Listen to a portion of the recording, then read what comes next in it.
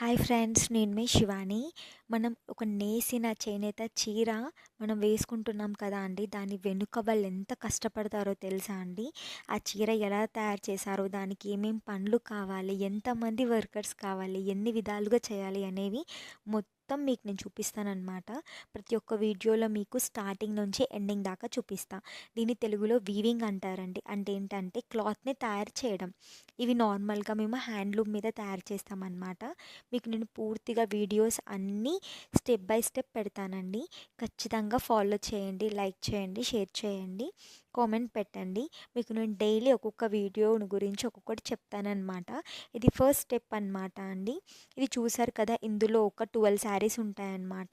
So కలర్ని different ఉంది అంటే, రెడ్ ఉందంటే అది మ్యాక్స్ కొంగు ఉంటుందని నేను పట్టుకున్నాను కదా, దాన్ని కొంగు అంటారనమాట. అండ్ ఆ బ్లాక్ కలర్ ఉన్నది మొత్తం ఏంటంటే శారీ అండి. ఇందులో మొత్తం 12 శారీస్ ఉంటాయి. సో ఇవి హ్యాండ్లూమ్ కాబట్టి మీకు హ్యాండ్లూమ్ది కూడా చూపిస్తాను అనమాట. దాన్ని మొగ్గం అంటారు.